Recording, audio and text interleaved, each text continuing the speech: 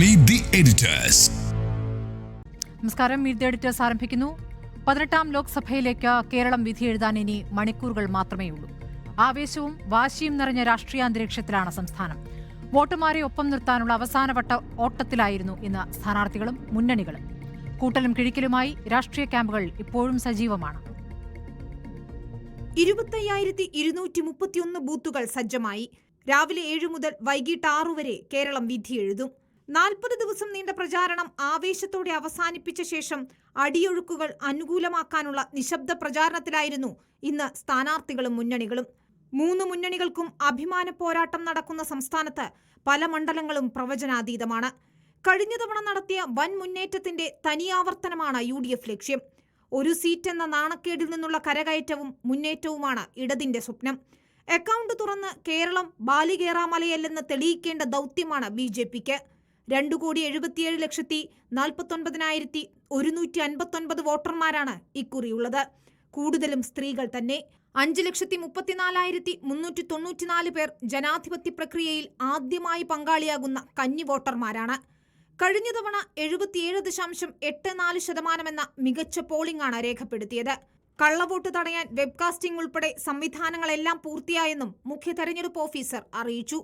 നാളെ രാവിലെ 7 മണിക്ക് നമ്മളെല്ലാവരും റെഡിയാണ് വോട്ടർമാർക്ക് വെൽക്കം ചെയ്യാൻ വേണ്ടി. നമ്മൾ ഹിസ്റ്റോറിക്കലി നോക്കുമ്പോൾ കേരളത്തിൽ അങ്ങനെ ഇൻസിഡൻസ് ഒന്നും ഉണ്ടായിട്ടില്ല ഇലക്ഷൻ സമയത്ത്. ഈ ഇലക്ഷനിൽ നമ്മൾ ലോ ആൻഡ് ഓർഡർ റിപ്പോർട്ട്സ് നോക്കിക്കഴിഞ്ഞാൽ it is more or less വലിയ പ്രശ്നങ്ങൾ ഒന്നുമില്ല. ഇത്തവണയും വോട്ടർമാർ കൂട്ടത്തോടെ വോട്ടിനെത്തുമെന്ന് രാഷ്ട്രീയ കേരളം പ്രതീക്ഷിക്കുന്നു. സമഗ്ര കവറേജുമായി റിപ്പോർട്ടർ ടീമും തയ്യാറാണ്.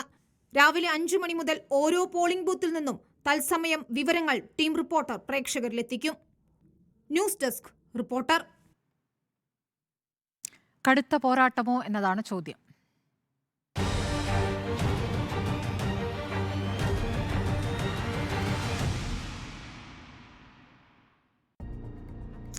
നികേഷ് കുമാർ. തീർച്ചയായും കടുത്ത പോരാട്ടമാണ് നടക്കുന്നത് എന്ന് നമുക്ക് 4 പേർ ആർക്കും അഭിപ്രായ വ്യത്യാസം ഉണ്ടാകുമെന്ന് തോന്നുന്നില്ല. കാരണം കടുത്ത പോരാട്ടമാണ് എന്നുള്ളത് കൊണ്ട് തന്നെ UDF മുന്നോട്ട് വെക്കുന്ന ഒരു പ്രവചനമുണ്ട്. 10ലേറെ ലോക്സഭാ മണ്ഡലങ്ങളിൽ മത്സരമില്ല എന്നുള്ളതാണ്. എന്നുവെച്ചാൽ LDF അവിടെ ദുർബലമാണ് എന്നുള്ളതാണ്. ഞാനത് വിശ്വസിക്കുന്നില്ല. കാരണം 20 ലോക്സഭാ മണ്ഡലങ്ങളിലും പ്രത്യേകിച്ച് മലപ്പുറവും പൊന്നാനിയും ഒക്കെ ആണല്ലോ നമ്മളെപ്പോഴും UDFൻ്റെ ശക്തി കേന്ദ്രങ്ങൾ എന്ന് വിശേഷിപ്പിക്കാറുള്ളത്. അവിടെ അടക്കം കൃത്യമായ രീതിയിൽ പോരാട്ടം നടക്കുന്നുണ്ട് എന്നാണ് ഞാൻ കരുതുന്നത്. അതിലേറ്റവും പ്രധാനപ്പെട്ട ഘടകം എന്ന് പറയുന്നത് ഈ ലോക്സഭാ തെരഞ്ഞെടുപ്പ് നരേന്ദ്രമോദി സർക്കാരിനെ എങ്ങനെ താഴെ ഇറക്കണം എന്നുള്ള കേരളത്തിൻ്റെ ഒരു ആകാംക്ഷയുണ്ടല്ലോ. ആ ആകാംക്ഷയിൽ ഉണ്ടാകുന്ന വോട്ടുകൾ സ്പ്ലിറ്റ് ചെയ്യാൻ വേണ്ടി എന്തൊക്കെ തന്ത്രങ്ങൾ ആവിഷ്കരിക്കാമെന്ന് LDFും UDFും നോക്കുകയാണെന്നുള്ളതാണ്. ഇവിടെ പിണറായി വിജയനാണ് ഈ ലോക്സഭാ തെരഞ്ഞെടുപ്പിൻ്റെ അജണ്ട നിശ്ചയിച്ചിട്ടുള്ളത് എന്ന് കരുതുന്നയാളാണ് ഞാൻ. എന്തുകൊണ്ടെന്നാൽ ഇപ്പോൾ പിണറായി വിജയൻ മുന്നോട്ട് വെക്കുന്ന വിഷയത്തെ ഏതെങ്കിലും തരത്തിൽ പ്രതിരോധിക്കാനും അതിന് ബദൽ രാഷ്ട്രീയം മുന്നോട്ട് വെക്കാനും ഒക്കെ തന്നെയും UDF ശ്രമിച്ചിട്ടുണ്ട്. പക്ഷേ എങ്കിൽ പോലും ഈ ന്യൂനപക്ഷ വോട്ടുകളിൽ വിള്ളൽ വീഴ്ത്തുക, ഇപ്പോൾ ഉദാഹരണത്തിന് സമസ്തയിലെ കാര്യമാണല്ലോ നമ്മൾ തുടർച്ചയായി പറഞ്ഞുകൊണ്ടിരിക്കുന്നത്.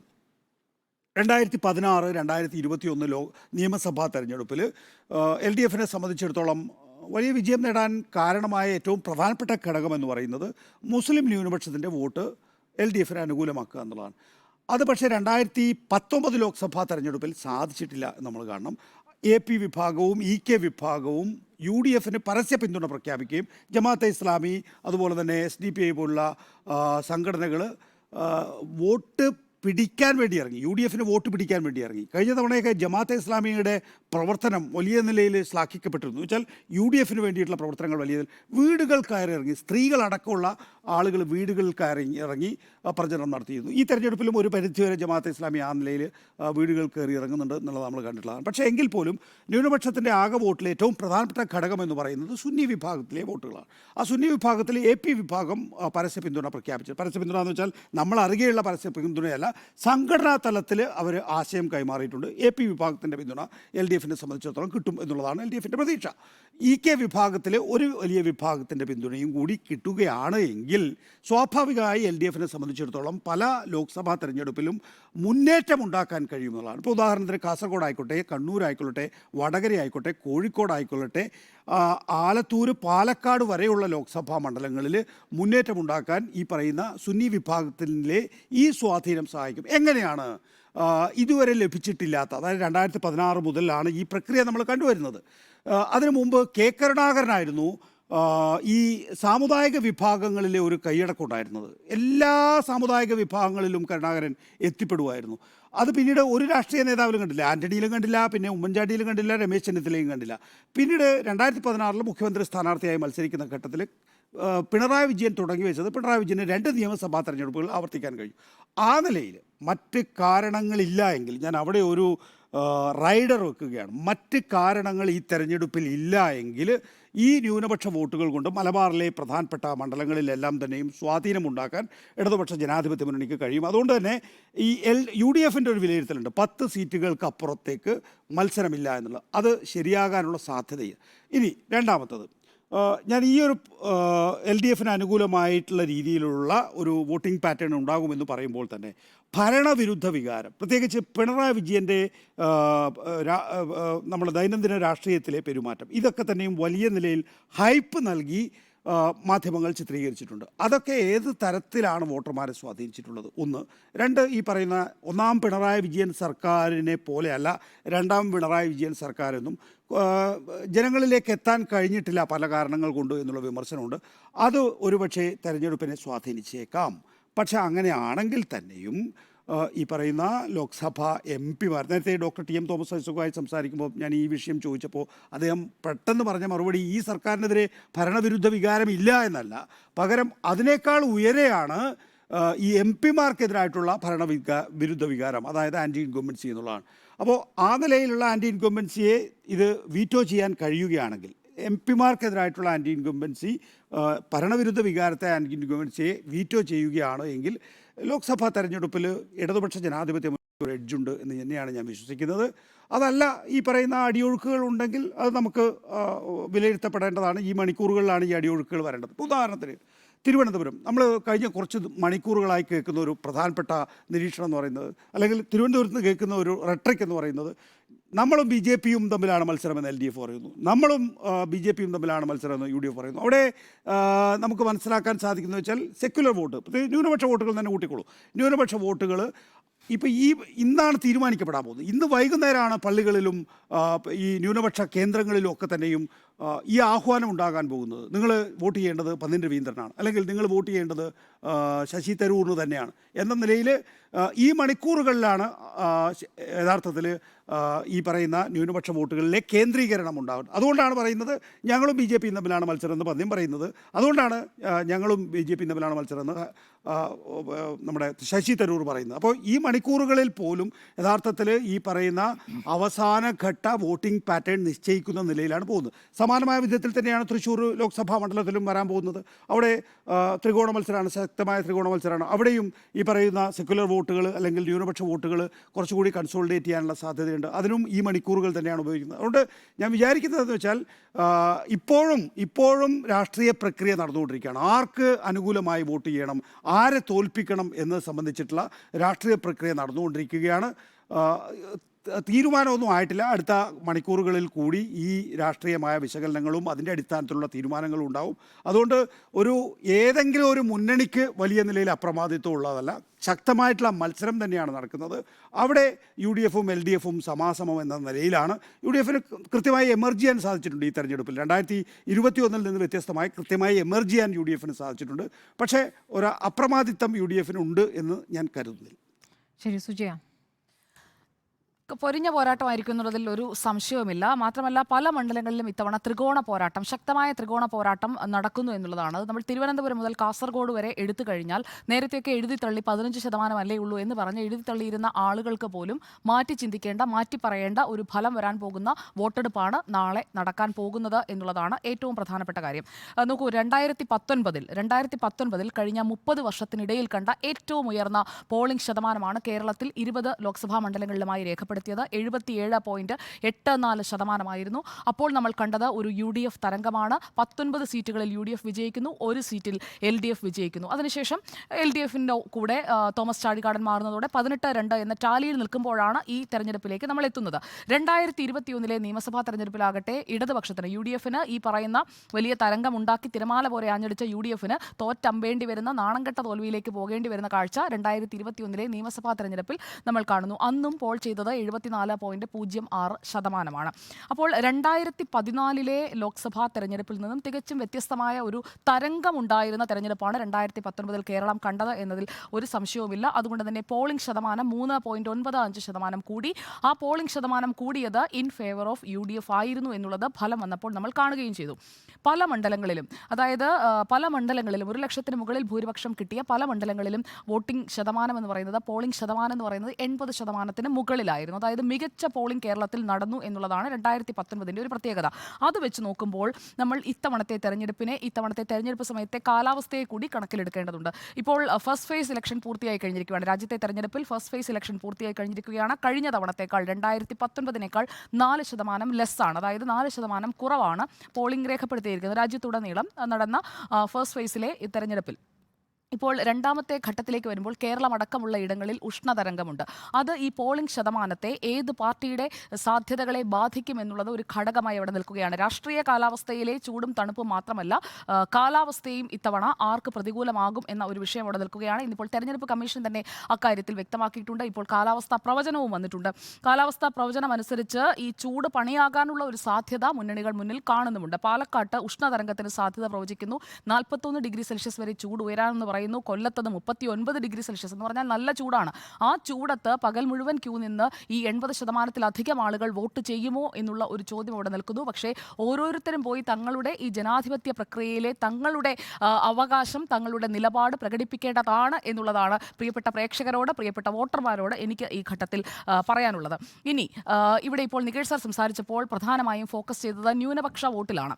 അപ്പോൾ ന്യൂനപക്ഷ വോട്ടാണ് യഥാർത്ഥത്തിൽ ഇവിടെ കേരളത്തിൽ ഇപ്പോൾ ഒരു വിഷയമായി നിൽക്കുന്നത്. അല്ലാതെ ജനങ്ങൾക്ക് വേണ്ടി എന്ത് ചെയ്തു കൊടുക്കാം, മണ്ഡലത്തിന് വേണ്ടി എന്ത് ചെയ്തു കൊടുക്കാം എന്നതിനപ്പുറം ന്യൂനപക്ഷ വോട്ട് എവിടേക്ക് കേന്ദ്രീകരിക്കും, ന്യൂനപക്ഷ വോട്ട് സ്പ്ലിറ്റായാൽ അതെങ്ങനെ തെരഞ്ഞെടുപ്പ് ഫലത്തെ ബാധിക്കും, അതാണ് പ്രധാനപ്പെട്ട ഒരു വോട്ട് വിഷയമായി കേരളത്തിൽ ഇപ്പോൾ ചർച്ച ചെയ്തുകൊണ്ടേയിരിക്കുന്നത്. അതാണ് ഒരു പ്രധാനപ്പെട്ട, രാജ്യം നേരിടുന്ന ഒരു പ്രധാനപ്പെട്ട വോട്ട് വിഷയമെന്ന് ഞാൻ കരുതുന്നതേയില്ല. ഇന്ത്യ മുന്നണിക്കാർ ഈ ന്യൂനപക്ഷ വോട്ടിന് വേണ്ടി പരസ്പരം പോരടിക്കുന്ന പ്രചാരണ കാലയളവാണ് ഇക്കഴിഞ്ഞ 50-55 ദിവസമായി നമ്മൾ കണ്ടുകൊണ്ടിരുന്നത്. അതിന് ഈ അവസാന നിശബ്ദ പ്രചാരണം നടക്കുന്ന വേളയിലും ഒരു കുറവുമില്ല എന്നാണ് മനസ്സിലാക്കേണ്ടത്. സമസ്ത വരുമോ പോകുമോ, അതാണ് ഒരു പ്രധാനപ്പെട്ട വോട്ട് വിഷയമായി പറയുന്നത്. സമസ്ത വന്നാലും പോയാലും, സമസ്ത നിന്നാലും നിന്നില്ലെങ്കിലും ഇവിടെ വേണ്ടത് കേരളത്തിന്റെ 20 മണ്ഡലങ്ങളിലും ആ മണ്ഡലത്തിലെ ജനങ്ങൾക്ക് ആവശ്യമായ വികസന പ്രവർത്തനങ്ങളാണ്. ആ വികസന പ്രവർത്തനങ്ങൾക്ക് വേണ്ടി എങ്ങനെയാണ് ഓരോ MP-യെയും തെരഞ്ഞെടുത്ത് വിട്ടുകഴിഞ്ഞാൽ എന്താണ് റിട്ടേണായി കിട്ടുക, അതാണ് പ്രബുദ്ധരായ കേരളത്തിലെ മലയാളികൾ ഇത്തവണ ചിന്തിക്കാൻ പോകുന്നത്. മറ്റൊരു പ്രധാനപ്പെട്ട കാര്യം രാഹുൽ ഗാന്ധിയുടെ സാന്നിധ്യമാണ്. 2019 ഈ പറയപ്പെടുന്ന സുനാമിക്ക് തുടക്കമിട്ടത് വയനാട്ടിൽ വന്ന് രാഹുൽ ഗാന്ധി നിന്നതും, രാഹുൽ ഗാന്ധി പ്രധാനമന്ത്രിയാകാൻ പോകുന്നു, NDA സർക്കാരിനെതിരെ ഭയങ്കര വിരുദ്ധമായ ജനവികാരമുണ്ട്, അതുകൊണ്ട് തന്നെ UPA വീണ്ടും വരാൻ പോകുന്നു, രാഹുൽ ഗാന്ധി ആയിരിക്കും പ്രധാനമന്ത്രി എന്ന് ഒരു പ്രചണ്ഡ പ്രചാരണമാണ് അഴിച്ചുവിട്ടത്. അപ്പോൾ ആ പ്രചാരണത്തിൽ കാണുന്നത് എന്താണ്? രാഹുൽ ഗാന്ധിക്ക് വയനാട്ടിൽ റെക്കോർഡ് ഭൂരിപക്ഷം കിട്ടുന്നു. പക്ഷേ ഒരു പ്രതിപക്ഷ നേതാവ് പോലും ആകാൻ രാഹുൽ ഗാന്ധിക്ക് കഴിയുന്നില്ല. വയനാടുകാർ അല്ലെങ്കിൽ കേരളത്തിലുള്ള മലയാളികളെല്ലാം പ്രതീക്ഷയെല്ലാം മങ്ങി അസ്തമിച്ച് ചമ്മി നിൽക്കേണ്ട ഒരു സാഹചര്യം ഉണ്ടാകുന്നു. ഇപ്പോൾ രാഹുൽ ഗാന്ധി വീണ്ടും വയനാട്ടിൽ മത്സരിക്കുന്നു. പക്ഷേ കഴിഞ്ഞ തവണ ഉണ്ടായിരുന്ന കൊടി ഇക്കുറി രാഹുൽ ഗാന്ധിയുടെ കയ്യിലില്ല, കോൺഗ്രസിന്റെ കയ്യിലില്ല, ലീഗിന്റെ കയ്യിലില്ല. കൊടിയില്ലാത്ത പ്രചാരണം കാണുന്നു. അതൊരു പ്രചാരണ വിഷയമാണ്. അതായത് ഒരു കൊടി ഉയർത്തുമ്പോൾ അതിനെ ഉത്തരേന്ത്യയിൽ വിമർശിക്കുമെന്ന് പറഞ്ഞ കൊടി താഴ്ത്തുവെക്കുന്ന രാഹുൽ ഗാന്ധിയാണോ ഈ തരത്തിൽ NDA-ക്കെതിരെ ഇന്ത്യ ബ്ലോക്കിന്റെ പ്രധാനപ്പെട്ട ഒരു പാർട്ടിയുടെ നേതാവെന്ന നിലയിൽ നയിക്കാൻ പോകുന്നത്, നേതൃത്വം വഹിക്കാൻ പോകുന്നത്? 2019 ആ കെട്ടിപ്പൊക്കിയ ബിൽഡപ്പിട്ട ആ ഇമേജ് എന്ന് പറയുന്നത് നേരെ താഴേക്ക് വീണിരിക്കുന്നു എന്നുള്ളതാണ് ഇവിടുത്തെ പ്രധാനപ്പെട്ട വിഷയം. പിന്നെ അമേഠിയിൽ ആരായിരിക്കും സ്ഥാനാർത്ഥി? രാഹുൽ ഗാന്ധി ആയിരിക്കുമെന്ന് കേൾക്കുന്നു. രാഹുൽ ഗാന്ധിയാണ്. റോബർട്ട് വദ്രയുടെ ഫ്ലക്സ് ഒക്കെ ഇവിടെ കാണുന്നുണ്ട്. ഒന്നുകിൽ രാഹുൽ ഗാന്ധി അല്ലെങ്കിൽ അളിയൻ, അതാണ് അമേഠിയിൽ. അപ്പോൾ കുടുംബാധിപത്യ പാർട്ടിയാണ് എന്ന് വ്യക്തമാക്കുന്ന കാര്യം. അമേഠിയിൽ ഒന്നുകിൽ രാഹുൽ ഗാന്ധി മത്സരിക്കും അല്ലെങ്കിൽ റോബർട്ട് വദ്ര മത്സരിക്കും. റോബർട്ട് വദ്രയ്ക്ക് അവിടെ മത്സരിക്കാനായിട്ടുള്ള എന്ത് സ്റ്റേച്ചറാണുള്ളത് എന്നുള്ള ചോദ്യം അവിടെ നിൽക്കുന്നു. ഇപ്പോഴും അമേഠിയിൽ, അതായത് വയനാട്ടിലെ വോട്ടിംഗ് കഴിഞ്ഞതിന് ശേഷം അമേഠിയിലെ സ്ഥാനാർത്ഥിയെ പ്രഖ്യാപിക്കാനായി വെച്ചുകൊണ്ടിരിക്കുകയാണ് കോൺഗ്രസിന്റെ CEC എന്നുള്ളതാണ് ഇപ്പോൾ അറിയാൻ കഴിയുന്നത്. പിന്നെ അമേഠിയിലെ സ്ഥാനാർത്ഥിത്വം ഒന്നിച്ച് പ്രഖ്യാപിക്കാവുന്നതാണ്. എന്നാൽ ആ സീറ്റ് മാത്രം പ്രഖ്യാപിക്കാതെ വയനാട്ടിൽ മാത്രമാണ് രാഹുൽ ഗാന്ധി മത്സരിക്കുന്നത്. വയനാട്ടിൽ നിന്ന് രാഹുൽ ഗാന്ധിയെ കഴിഞ്ഞ തവണത്തേക്കാൾ ഉയർന്ന ഭൂരിപക്ഷത്തിൽ വിജയിപ്പിക്കേണ്ടത് വയനാട്ടുകാരുടെ ഉത്തരവാദിത്തമാണ്. ഫാസിസത്തിനെതിരായ പോരാട്ടത്തിന് കരുത്തു പകരാൻ രാഹുൽ ഗാന്ധിയെ അവിടെ നിന്ന് വിജയിപ്പിക്കണം എന്ന രീതിയിൽ ഒരു പ്രചാരണം കത്തിച്ചു വിടുകയും ആ പ്രചാരണത്തിൽ വിമർശന വിധേയമായി എന്നതുകൊണ്ട് കൊടി താഴ്ത്തിവെച്ച് പ്രചാരണം നടത്തുകയും ചെയ്യുമ്പോൾ എവിടെയാണ് ഒരു അസ്തിത്വം എടുത്തുപിടിച്ചുകൊണ്ട് അത് ഉയർത്തിപ്പിടിച്ചുകൊണ്ട് ഒരു ശക്തമായ പോരാട്ടം കാഴ്ചവെക്കാൻ ഈ പറയുന്ന രാഹുൽ ഗാന്ധിക്ക് കഴിയുന്നത് എന്ന ചോദ്യം അവിടെ നിൽക്കുകയാണ്. പിന്നെ തൃശ്ശൂർ അടക്കമുള്ള മണ്ഡലങ്ങളിൽ ശക്തമായ ത്രികോണ പോരാട്ടം നടക്കുന്ന തിരുവനന്തപുരം, ആറ്റിങ്ങൽ, പത്തനംതിട്ട, തൃശ്ശൂർ, പാലക്കാട് തുടങ്ങിയുള്ള മണ്ഡലങ്ങളിലെല്ലാം, ആലപ്പുഴ അടക്കമുള്ള മണ്ഡലങ്ങളിലെല്ലാം വലിയ രീതിയിൽ സ്ഥാനാർത്ഥികളെ വ്യക്തിഹത്യ ചെയ്യാനുള്ള നീക്കങ്ങൾ നടക്കുന്നു എന്നുള്ളതാണ് ഒരു ഭാഗത്ത് NDA നേരിടുന്നത്. തിരിച്ചുമുള്ള ഈ സ്ഥാനാർത്ഥികൾ തമ്മിലുള്ള അങ്ങോട്ടും ഇങ്ങോട്ടുമുള്ള ആരോപണ പ്രത്യാരോപണങ്ങൾ നടക്കുന്നു എന്നുള്ളത് ഈ പോരാട്ടം കൂടുതൽ കടുപ്പത്തിലാക്കുന്നു എന്നുള്ളതാണ് എൻ്റെ നിരീക്ഷണം. എന്തായാലും 25,231 പോളിംഗ് ബൂത്തുകളിലേക്ക് വന്നു ചേരുന്ന ജനങ്ങൾ അവർ തീരുമാനം എടുത്തു കഴിഞ്ഞിരിക്കുകയാണ്. അവർക്കറിയാം, അതായത് പൊള്ളയായി ചില കാര്യങ്ങളിൽ മാത്രം ചർച്ചകളിലേക്ക് പോവുക, എന്നാൽ ജനങ്ങളെ നേരിട്ട് ബാധിക്കുന്ന പെൻഷൻ, അതുപോലെ തന്നെ അവരുടെ നിത്യോപയോഗ സാധനങ്ങൾ, അതിലേക്കൊന്നുമല്ല പോകുന്നത്. വിദ്വേഷ പ്രസംഗങ്ങളെക്കുറിച്ച് അങ്ങനെയുള്ള പെരിഫറലായി മറ്റ് പല വിഷയങ്ങളിലേക്കും ചർച്ചകൾ വഴിതിരിച്ചു വിടുകയും മണ്ഡലത്തിലെ ജനങ്ങൾക്ക് വേണ്ടി ഞങ്ങൾ എന്ത് ചെയ്തു തരും, അല്ലെങ്കിൽ MP ആയിരുന്നപ്പോൾ താൻ എന്ത് ചെയ്തു എന്ന് ആവർത്തിച്ച് പറഞ്ഞുകൊണ്ടിരിക്കുന്ന ഒരു MP-യെ പോലും നമുക്ക് കാണാൻ കഴിയുന്നില്ല എന്നുള്ളത് കേരളത്തിലെ ഒരു യാഥാർത്ഥ്യമാണ്. മറിച്ച് അങ്ങോട്ടും ഇങ്ങോട്ടുമുള്ള ആരോപണ പ്രത്യാരോപണങ്ങൾ കൊണ്ട് ഈ പ്രചാരണ കാലയളവ് തീർക്കുകയായിരുന്നു. അതുകൊണ്ട് തന്നെ കേരളത്തിന് വേണ്ടത് എന്താണ് എന്നുള്ളതും കേരളത്തിന് വേണ്ടത് നേടിയെടുക്കാൻ കഴിയുന്നത് ആർക്കാണ് എന്നും മനസ്സിലാക്കിക്കൊണ്ട് വോട്ട് ചെയ്യുന്ന മലയാളികൾ ഉള്ളിടത്തോളം ഈ പോരാട്ടം കടുക്കുമെന്ന് തന്നെയാണ് ഞാൻ കരുതുന്നത്. ഉഷ്ണതരംഗം എന്ന് പറയുന്നത് ഒരു യാഥാർത്ഥ്യമാണ്. അതുകൊണ്ട് പ്രിയപ്പെട്ട വോട്ടർമാർ അധികം വെയിലാകുന്നതിന് മുൻപ് രാവിലെ തന്നെ പോളിംഗ് ബൂത്തുകളിലേക്ക് പോകുന്നതായിരിക്കും നല്ലത് എന്നുള്ളതാണ്. ഉച്ചയാകുമ്പോഴേക്കൊക്കെ ചൂട് കൂടും എന്നുള്ള ഒരു മുന്നറിയിപ്പ് ഇപ്പോൾ കാലാവസ്ഥാ കേന്ദ്രത്തിൽ നിന്ന് വന്നിട്ടുണ്ട്. നിങ്ങളുടെ നിലപാട് എന്താണോ അത് സ്വതന്ത്രമായി ധൈര്യത്തോടെ പ്രകടിപ്പിക്കാനുള്ള ഒരു അവസരമാണ് നിങ്ങളുടെ വോട്ട്. അപ്പോൾ അതുകൊണ്ട് ആ വോട്ട് രേഖപ്പെടുത്തുക. ഒരുപക്ഷെ നിങ്ങൾ വോട്ട് ചെയ്യുന്ന സ്ഥാനാർത്ഥി ജയിച്ചെന്ന് വരില്ല, പക്ഷേ എത്ര മാത്രം കൃത്യമായ ഒരു നിലപാടെടുക്കാൻ ഓരോരുത്തർക്കും കഴിയുന്നു എന്നുള്ളതാണ് ഇവിടുത്തെ പ്രസക്തമായ കാര്യം. അതുകൊണ്ട് തന്നെ പൊരിഞ്ഞ പോരാട്ടമായിരിക്കും. ഈ 2019 പോളിംഗ് ശതമാനത്തിലേക്ക് എത്തിയില്ല എങ്കിൽ അതിൽ ആശങ്കപ്പെടേണ്ടത് ഇപ്പോൾ 18 സീറ്റുകൾ കയ്യിലുള്ള UDF തന്നെയാണ്. അല്ല എങ്കിൽ കഴിഞ്ഞ തവണത്തേതുപോലെ ഒരു വലിയ തരംഗം ആഞ്ഞുവീശി അടിയൊഴുക്കിൽ അങ്ങനെ ഒരു തരംഗമുണ്ടായി. ആ തരംഗത്തിൽ ഉയർത്തെഴുന്നേറ്റ് ഇപ്പോൾ നിയമസഭാ തെരഞ്ഞെടുപ്പിൽ നിലംപരിശായി കിടക്കുന്ന കോൺഗ്രസ് അല്ലെങ്കിൽ UDF ഉയർന്നു വരേണ്ട ഒരു സാഹചര്യം അങ്ങനെ ഉണ്ടാവുകയാണെങ്കിൽ അത് മാത്രമാണ് അവർക്ക് പ്രതീക്ഷിക്കാൻ കഴിയുന്നത്. ഇടതുപക്ഷത്തിൻ്റെയും സാധ്യതകൾ ഇക്കുറി കുറച്ച് കാണാൻ കഴിയില്ല. കാരണം പല മണ്ഡലങ്ങളിലും ശക്തമായ പ്രചാരണം ഇടതുപക്ഷം ഇപ്പോൾ നടത്തിക്കൊണ്ടിരിക്കുന്നുണ്ട്. അതുകൊണ്ട് തന്നെ UDF-ന് അവർ അവകാശപ്പെടുന്നത് പോലെ ഒരു 2020 ക്ലീൻ സ്വീപ്പ് എന്നതിലേക്ക് പോകാൻ കഴിയുന്ന ഒരു സാഹചര്യം ഉണ്ട് എന്ന് ഞാൻ കരുതുന്നില്ല. പല മണ്ഡലങ്ങളിലും ഒരു 7 മണ്ഡലങ്ങളിലെങ്കിലും ശക്തമായ ത്രികോണ പോരാട്ടം നടക്കുന്നുണ്ട്. അതുപോലെ തന്നെ നേർക്കുനേർ പോരാട്ടം നടക്കുന്ന 12 മണ്ഡലങ്ങളുണ്ട്. അപ്പോൾ ഇവിടെയൊക്കെ പെട്ടെന്ന് ഒരു ക്ലീൻ എഡ്ജ് കിട്ടും, അല്ലെങ്കിൽ സ്ട്രെയിറ്റ് അവേ വിജയിച്ച് കയറാം എന്നൊക്കെ ആരെങ്കിലും കരുതുന്നുണ്ടെങ്കിൽ ജനങ്ങളെ നിങ്ങൾ അണ്ടർ എസ്റ്റിമേറ്റ് ചെയ്യുകയാണ്. കേരളത്തിലെ ജനങ്ങൾക്കറിയാം, അവരിൽ പലരും നിശബ്ദരാണ്. ആ നിശബ്ദത അവരെടുത്ത തീരുമാനത്തിന്റെ സൂചനയാണ്. അതുകൊണ്ട് തന്നെ കടുത്ത പോരാട്ടം എന്നല്ല, പൊരിഞ്ഞ പോരാട്ടം എന്നുള്ളതാണ് എൻ്റെ ടേക്ക്. ശരി, ബ്രേക്കില്ല, ഇല്ല, ബ്രേക്ക് 40 ഉള്ളൂ. ശരി, നോക്കൂ, ഇപ്പം കേരളത്തിലാണെങ്കിലും അതുപോലെ തന്നെ ദേശീയ രംഗത്താണെങ്കിലും കടുത്ത പോരാട്ടം തന്നെയാണ് ഈ രണ്ടാം ഘട്ടത്തിൽ നടക്കുന്നതെന്ന കാര്യത്തിലൊരു സംശയവുമില്ല. അപ്പം നമുക്ക് ആദ്യം കേരളം പരിശോധിക്കുകയാണെങ്കിൽ 2019 അത്ഭുതകരമായ വിജയമാണ് UDF-നുണ്ടായത് എന്ന കാര്യത്തിൽ അവർക്ക് പോലും ഒരു സംശയം ഉണ്ടാവില്ല. 2 ഘടകങ്ങൾ എപ്പോൾ നമ്മൾ ആവർത്തിച്ച് പറയുന്നതാണ്: രാഹുൽ ഗാന്ധിയുടെ സ്ഥാനാർത്ഥിത്വം, അതേപോലെ തന്നെ ശബരിമല. ഈ 2 വിഷയങ്ങൾ വൻതോതിൽ UDF-ന് ഗുണകരമാവുകയും ഒരു സ്വീപ്പിംഗ് വിക്ടറി, അത്ഭുതകരമായ വിജയം UDF 2019 കൈക്കലാക്കുകയും ചെയ്തു. 2024 വരുമ്പോൾ ഈ 2 ഘടകങ്ങളും ഇല്ല എന്നുള്ളത് നമ്മൾ സമ്മതിക്കുന്നു. അതിനോടൊപ്പം തന്നെ എപ്പോഴും UDF, പ്രത്യേകിച്ച് കോൺഗ്രസ്, അതിൻ്റെ ക്യാപിറ്റലായി ഈ തെരഞ്ഞെടുപ്പിൽ കാണുന്നത് സർക്കാർ വിരുദ്ധ തരംഗമുണ്ട് എന്നാണ്. സർക്കാർ വിരുദ്ധ തരംഗമുണ്ട് എങ്കിൽ അത് ഈ തെരഞ്ഞെടുപ്പിൽ തങ്ങൾക്ക് ഗുണകരമാകുമെന്നും അതാണ് ഈ തെരഞ്ഞെടുപ്പിലെ ഏറ്റവും പ്രധാനപ്പെട്ട ആയുധമായി തങ്ങൾ ഉപയോഗിക്കേണ്ടതെന്നുമുള്ളൊരു അടിസ്ഥാനത്തിലാണ് അവരുടെ പ്രചരണങ്ങളെല്ലാം നീങ്ങിയിട്ടുള്ളത്. നോക്കൂ, കഴിഞ്ഞ 2019 തെരഞ്ഞെടുപ്പ് പരിശോധിച്ചാൽ ഏതാണ്ട് 8 മണ്ഡലങ്ങളിൽ 1.5 ലക്ഷത്തിന് മുകളിലാണ് UDF-ൻ്റെ ഭൂരിപക്ഷം. 4 മണ്ഡലങ്ങളിൽ 1 ലക്ഷത്തോളം അടുപ്പിച്ചുള്ള വോട്ടിൻ്റെ ഭൂരിപക്ഷമാണ്. ഇതൊക്കെ ഈ 2024 തെരഞ്ഞെടുപ്പിൽ ഒരു അഡ്വാൻറ്റേജ് UDF-ന് നൽകുന്നുണ്ട് എന്ന് പറയാമെങ്കിൽ കൂടിയും ഞാൻ ഈ കടുത്ത പോരാട്ടമാണ് നടക്കുന്നതെന്ന് പറയാൻ കാരണം എന്താണെന്ന് വെച്ചാൽ, നോക്കൂ, ഇപ്പോൾ കേരളത്തിലെ ജനങ്ങൾ ഏതാണ്ട് 85% ജനങ്ങളും ഈ രാജ്യം ഒരു അപകടകരമായ സാഹചര്യത്തിലേക്കാണ് നീങ്ങിക്കൊണ്ടിരിക്കുന്നത് എന്നും നമ്മുടെ രാജ്യത്തെ മതേതരത്വവും ജനാധിപത്യവും എല്ലാം അപകടത്തിലേക്ക് പോയിക്കൊണ്ടിരിക്കുന്നുവെന്നും അതൊക്കെ ഭീഷണിയിലാണ് എന്നും നന്നായി ബോധ്യപ്പെട്ടിട്ടുള്ള വോട്ടർമാരാണ് 85% ആളുകളും. ഈ 85% ആളുകൾ എന്തായാലും തിരഞ്ഞെടുക്കാൻ പോകുന്നത് ഇന്ത്യ മുന്നണിയെ തന്നെയാണ് ദേശീയ തലത്തിൽ. അതിൻ്റെ ഭാഗമായിട്ട് ഇടതുപക്ഷവും UDFും തമ്മിൽ ഈ നടക്കുന്ന മത്സരത്തിൽ ആരെ തിരഞ്ഞെടുക്കണമെന്നൊരു ചോയ്സ് മാത്രമേ യഥാർത്ഥത്തിൽ കേരളത്തിലെ മലയാളികളുടെ മുമ്പിലുള്ളൂ, മലയാളി വോട്ടർമാരുടെ മുമ്പിലുള്ളൂ. ഇവിടെ ന്യൂനപക്ഷത്തിന് മാത്രമല്ല ഈ രാജ്യത്തെ ഇപ്പോഴത്തെ സാഹചര്യത്തെക്കുറിച്ചുള്ള ആശങ്കയുള്ളത്. അത് കേരളത്തിലെ സെക്കുലറായ മുഴുവൻ മനുഷ്യരുടെയും ആശങ്കയാണ്.